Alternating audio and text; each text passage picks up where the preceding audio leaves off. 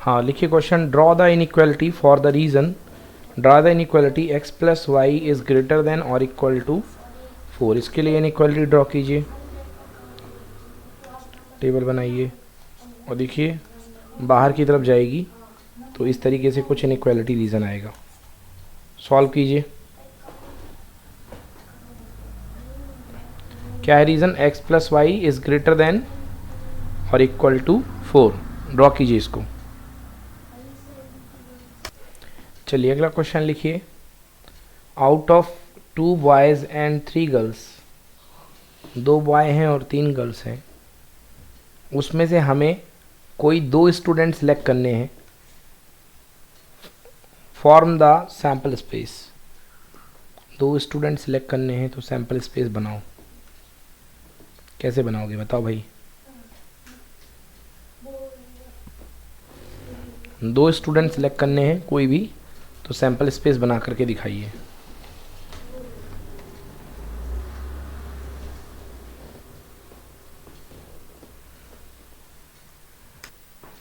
हाँ तो इस तरीके से ये सैम्पल स्पेस बन जाएगा। लिखिए, सेट थ्योरी का क्वेश्चन, ये प्रोबेबिलिटी का ही क्वेश्चन मान लो।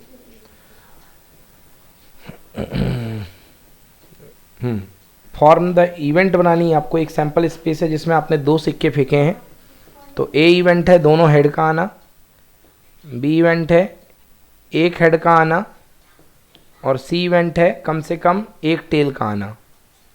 तो बताइए ए इंटरसेक्शन सी क्या होगा और ए माइनस बी क्या होगा, ए बट नॉट बी क्या होगा।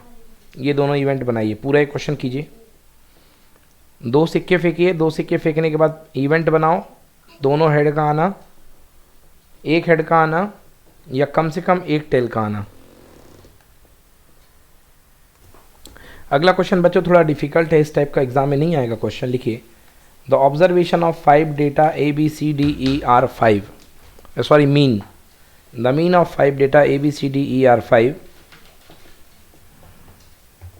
5 डेटा का मीन जो है आपका क्या है,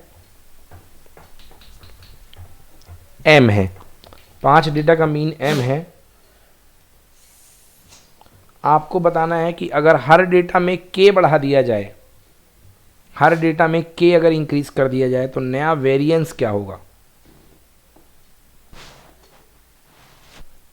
हर डेटा में अगर k बढ़ा दिया जाए तो नया वेरिएंस क्या होगा। पहले डेटा थे A B C D E, mean दिया गया था x, m मान लो मीन m दिया हुआ है, तो a plus B plus C plus D plus E upon 5 equal to m। तो sigma x i equal to कितना, सारे डेटा का सम कितना हो गया, 5m।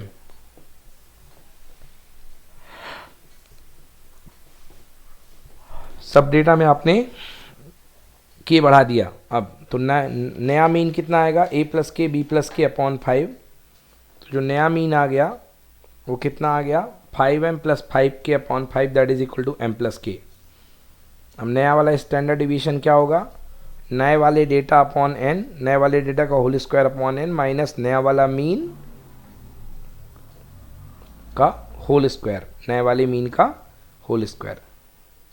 तो पहले वाले को ओपन कर लो और नया वाला मीन कितना आएगा, नया वाला मीन जो आएगा वो आएगा m प्लस के, तो m प्लस के का होल स्क्वायर। तो ओपन करो, sigma x i square upon n, sigma के square upon n, sigma 2xi के upon n minus m square minus k square minus 2m के, sigma x i square upon n, sigma के square upon n, के square constant है, के square बाहर हो गया और सिग्मा 1 बचेगा, n से n कैंसिल, सिग्मा के बाहर हो गया, सिग्मा एक्स आई बचेगा upon n।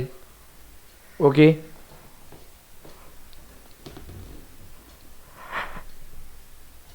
Sigma x i square upon n plus बचेगा k square plus 2km, 2km, sigma x i upon n को क्या बोलेंगे, n minus m square minus k square minus 2m k. तो फिर कुछ cancel हो जाएगा, के स्क्वायर से के स्क्वायर कैंसिल हो जाएगा, 2m के से 2m के कैंसिल। आंसर केवल अपने पास कितना आ रहा है, अपने पास आंसर आ रहा है sigma x i upon n minus m का होल स्क्वायर। सॉल्व कीजिए और ये आपका असली वेरिएंस था, मतलब कि सॉरी स्टैंडर्ड डिवीजन, मतलब कोई फ़र्क नहीं पड़ेगा। स्टैंडर्ड डिवीजन में कोई भी फर्क नहीं पड़ेगा। अगर पहला स्टैंडर्ड डिवीजन एस था तो बाद वाला भी ऐसे ही आ रहा है। चलिए नोट कीजिए स्टार्ट से, और कोई दिक्कत हो तो बताइए।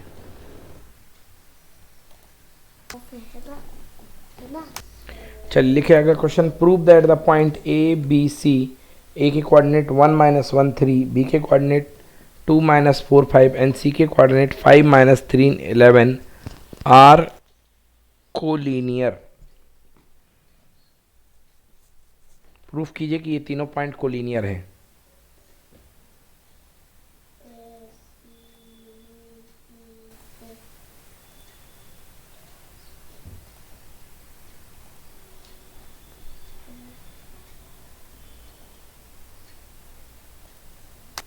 देखिए कैसे करेंगे, कोई भी दो डिस्टेंस का सम जो है वो तीसरे डिस्टेंस के इक्वल आएगा। तो यहाँ पे दो डिस्टेंस 3√14 और 4√14, 3√14 का इक्वल आ रहा है, इसलिए ये कोलिनियर है। चलिए लिखिए question, find the locus of the point, sorry find the point on y axis. Question है फाइंड द पॉइंट, इंपॉर्टेंट बेटा, find the point on y axis which is equidistant from the point A 312 and B 552। 312 और 552 point से equal distance पर कोई point है, उसकी distance find करो।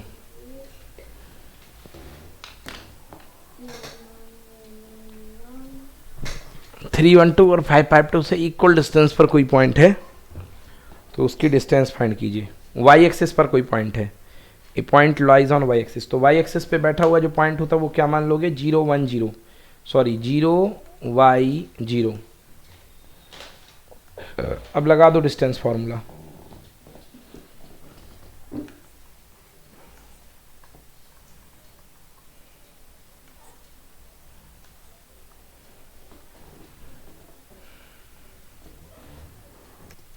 चलिए अगला क्वेश्चन लिखिए, find the equation of ellipse whose latest rectum is, find the equation of ellipse whose latest rectum is 4, जिसकी लेटेस्ट रेक्टम की लेंथ 4 है, and distance between the two foci is 4√2।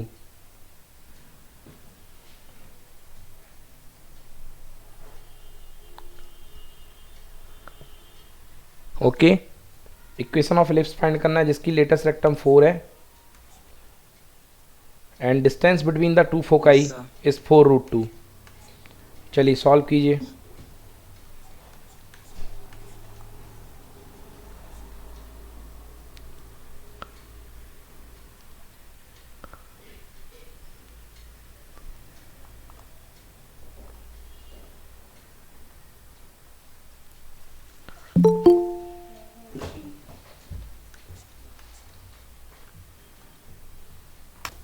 अगला question लिखिए, find the value of i⁴n+1 minus i⁴n−1 upon 2। बहुत simple question है, लगने क्या वाला है इसमें बेटा, i⁴n को लिख सकते हो i⁴ की होल पावर n, और i⁴ क्या होता है 1, तो 1 की पावर n इक्वल टू 1 बन जाएगा।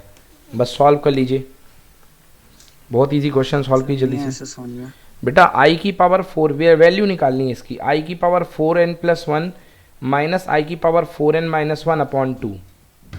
तो जैसे i⁴n+1 है तो i⁴n+1 को आप i⁴n इंटू i⁴1 लिख सकते हैं कि नहीं लिख सकते?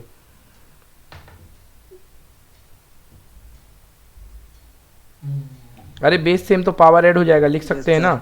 और i⁴n क्या होता है, 1 होता है, क्योंकि i⁴n मतलब i⁴ की पावर n, और ये 1 होता है तो 1 हो जाएगा। 1 इंटू आई क्या बचेगा, आई ही तो बचेगा। सर आगे से सॉल्व कीजिए इसको। चलिए अगला क्वेश्चन लिखिए, if cos x equal to cos alpha into cos beta then prove that tan² beta by 2, then prove that tan² beta by 2 equals to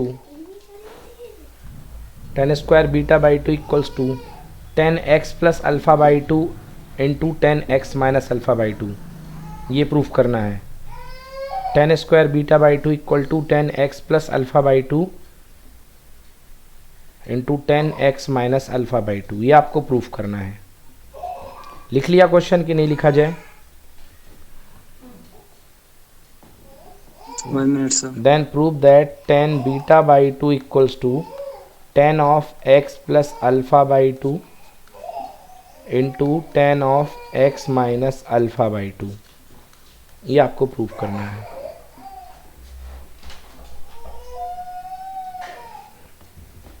ठीक है ना? हार्ड लेवल का क्वेश्चन है, आने के चांसेस कम है इसके, थोड़ा ज़्यादा है, थोड़ा ट्रिकी है। चलिए देखिए क्या गिवन है आपको। देखिए cos x equal to cos alpha into cos beta. आपके पास जो आंसर है वो एक्स और अल्फ़ा के टर्म में है, मतलब बीटा को गायब कर लो, तो कॉस बीटा इक्वल टू कितना हो गया? Cos x upon cos alpha. Clear? अब देखिए फॉर्मूला क्या होता है, 10 स्क्वायर थीटा बाई टू का फॉर्मूला क्या होता है? 1 minus cos theta upon 1 plus cos theta. तो 10 स्क्वायर बीटा बाई टू हमको प्रूफ करना है, तो 1 minus cos beta upon 1 plus cos beta.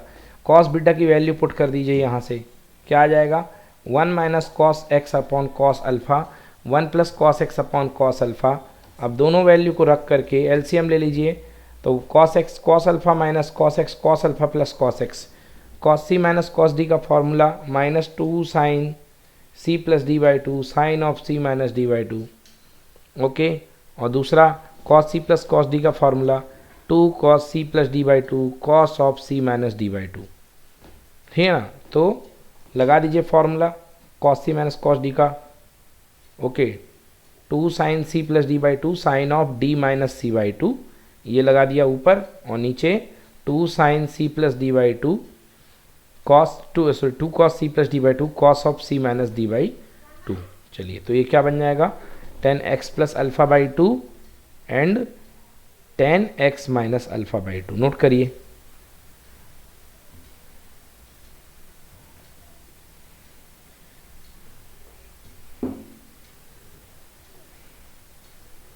Hence proved।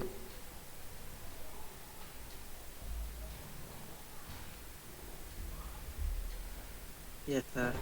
Solve कीजिए। चलिए अगला सवाल देखिए, अगला सवाल बहुत अच्छा सवाल है।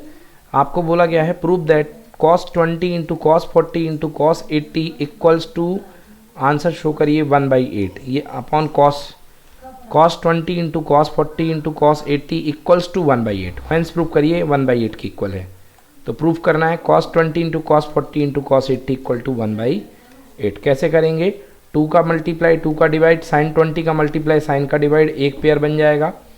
फिर साइन 40 के साथ पेयरिंग बन जाएगी उसकी, 2 का मल्टीप्लाई 2 का डिवाइड, और फिर लास्ट में साइन 80 के साथ पेयरिंग बन जाएगी, 2 का मल्टीप्लाई 2 का डिवाइड। ठीक है ना? और फिर क्या बन जाएगा? साइन 160, और साइन 160 को आप तोड़ करके साइन 20 लिख लेंगे, साइन 20 कैंसिल होकर के 1/8 बन जाएगा। एक बार आराम से देख करके सॉल्व कीजिए, ज़रूर बनेगा। करिए सॉल्व, इंपॉर्टेंट मार्क कर दीजिए, ऐसा क्वेश्चन आना चाहिए। बच्चों के ब्रेन स्किल, ब्रेन एक्सरसाइज अच्छी करा रहा है ये क्वेश्चन।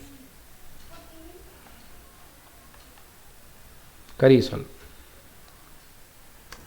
चलिए अगला क्वेश्चन लिखिए, find the locus of the complex number, find the locus of the complex number represented by z minus 5i mod upon z plus 5i mod equals to 1। पहला question लिखिए, इसका आपको लोकस फाइंड करना है। ठीक है, लिख लिया क्वेश्चन बच्चों?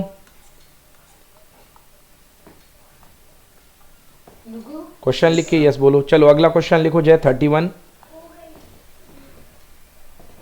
From a group of 7 boys and 5 girls, from a group of 7 boys and 5 girls, in how many ways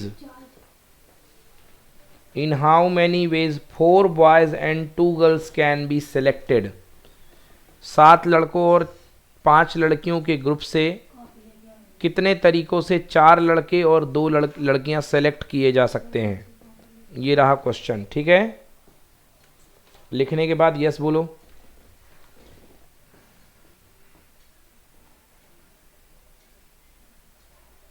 clear? Yes sir. चलिए अगला क्वेश्चन sir. लिखो। अगला क्वेश्चन लिखिए। 15 लोगों का एक ग्रुप है। कितने लोगों का? 15 लोगों का। उसमें से 2 बच्चे अगर पिकनिक जाएंगे तो साथ में ही जाएंगे, और अगर नहीं जाएंगे तो दोनों ही नहीं जाएंगे। अगर 10 बच्चों को पिकनिक ले जाना है तो बताइए कितने तरीकों से कितने कितने तरीकों से आप बच्चे सिलेक्ट कर सकते हैं। अगर 10 बच्चों को आपको पिकनिक ले जाना है तो आप कितने तरीकों से बच्चों को सिलेक्ट कर सकते हैं? Okay, in there is a troop of 15 people out of which we need to take 10 students for a picnic, in which 2 students, if 2 students will go then they will go together। अगर वो जाएंगे तो साथ में ही जाएंगे, नहीं तो दोनों नहीं जाएंगे। इतने अच्छे दोस्त हैं। तो बताइए कितने तरीकों से आप बच्चों को पिकनिक ले जा सकते हैं, कितने कॉम्बिनेशंस बनेंगे पिकनिक के? लिख लिया क्वेश्चन? से यस और no? Yes sir. Okay, next question लिखिए। Find the equation of line, find the equation of line which passing through the point 2, 3। एक लाइन का इक्वेशन फाइंड करो जो 2, 3 से पास हो रही है। Okay, and making an angle 45 degree, find the equation of the line which passing from the point 2, 3 and making an angle 45 degree, and making an angle 45 degree with the line x minus 2y equal to 3। और जो line x equal to 2y x minus 2y equal to 3 के साथ कितना angle बना रही है? 45 degree का angle बना रही है। तो आपको ये जो अननोन लाइन है जो जिस पॉइंट से जा रही है उसका इक्वेशन फाइंड करना है।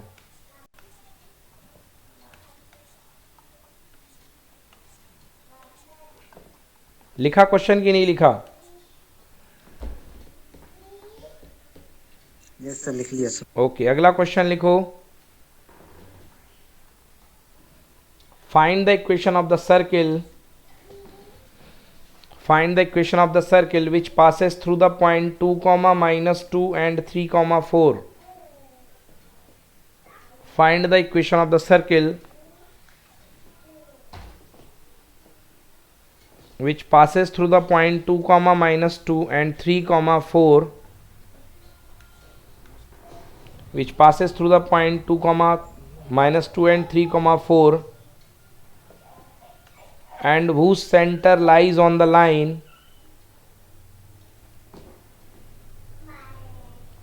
और जिसका सेंटर किस लाइन पे लाई कर रहा है। इसका जो सर्किल का जो सेंटर है, ये जो सेंटर है सर्किल का वो एक लाइन पे लाई कर रहा है। and whose center lies on the line x plus y equals to 2, and whose center lies on the line x plus y equal to 2। इसका centre x plus y equals to 2 पर लाई कर रहा है। बताइए सर्किल का equation क्या होगा? बहुत अच्छा क्वेश्चन है बच्चों। इस क्वेश्चन को करने से सर्किल आपको बहुत अच्छा बनने लगेगा।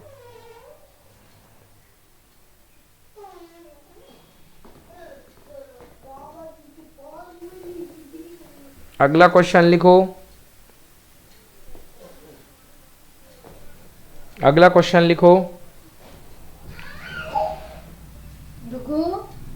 अगला क्वेश्चन लिखिए। For the given frequency distribution, ये क्लास इंटरवल दिया गया है, इसको नोट करो। किसको किसको नोट करोगे? ये क्लास इंटरवल को और फ्रीक्वेंसी को। यहाँ से आंसर है, ये आप सॉल्व करेंगे। Find the variance and standard deviation. तो वेरिएंस का formula sigma f i d i का square upon sigma f i minus sigma f i d i upon sigma f i का whole square. Find the standard variance and standard deviation. Very very important ये question, तो ये वाला तो आना ही है, आपके 6 नंबर हैं ये। सॉल्व कीजिए। Find standard deviation and variance.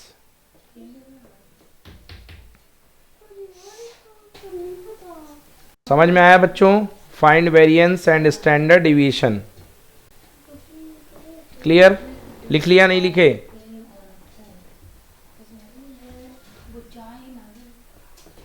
1 minute sir. हाँ, सॉल्व कीजिए इतना।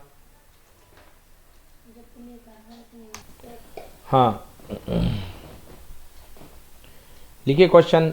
If A B C D are in GP, question number 35, if A B C D are in GP,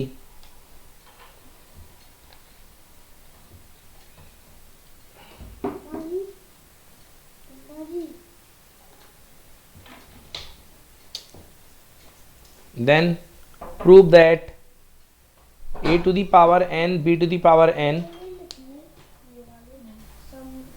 a to the power n, b to the power n, a to the power n, b to the power n, comma b to the power n plus c to the power n, b to the power n plus c to the power n,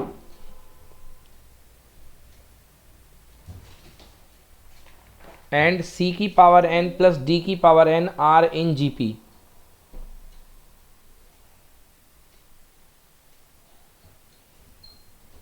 तो आपको ये proof करना है। Okay, ये given है कि A B C D GP में है, तो आरएचएस लेके प्रूफ कर दीजिए। आरएचएस में अगर मतलब क्या प्रूफ करना है, अगर ये जीपी में होंगे तो बीच वाले का स्क्वायर इन दोनों का मल्टीप्लाई के इक्वल होगा, तो इन दोनों का मल्टीप्लाई वैल्यू पुट करी तो 1 प्लस आर की पावर एन, 1 प्लस आर की पावर एन कॉमन आ गया, तो 1 प्लस आर की पावर एन का होल स्क्वायर, ए की पावर 2n, बी की पावर आर की पावर 2n भी बन गया। तो कंप्लीट होल स्क्वायर की फॉर्म में लिख लो ऐसा, तो बिल्कुल सही है, आ रहा है। 35 क्वेश्चन होमवर्क। 35 क्वेश्चन के बाद बच्चों 36 नहीं करिए, 36 मैं कराऊंगा, 36 के और वाला भी मैं कराऊंगा आपको। हाँ, 37 लिखिए, ड्रॉ द इनइक्वालिटी। ये 3 इनइक्वालिटी को ड्रॉ करना। Draw the inequality 2x plus y is greater than और equal to 4, x plus y is less than और इक्वल टू 3,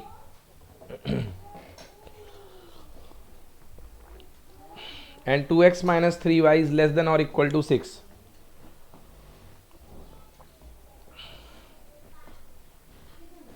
यस सर। ठीक है। Yes sir.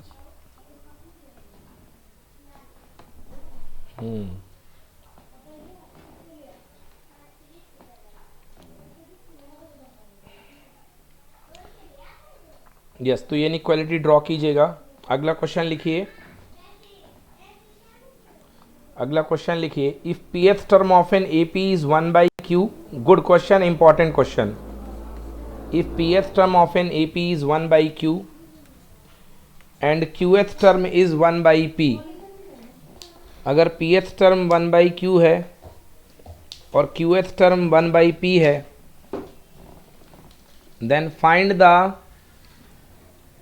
then find the sum of pqth term, then find the sum of pqth term of the AP.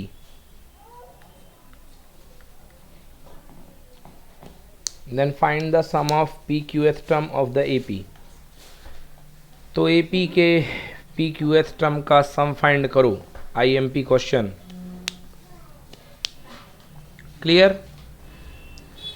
लिखा कि नहीं लिखा? Yes sir, clear sir. Yes sir, लिख लिया sir. अगला क्वेश्चन लास्ट लिखिए, if capital A and capital G are arithmetic mean and geometric mean, if capital A and capital G are arithmetic mean and geometric mean,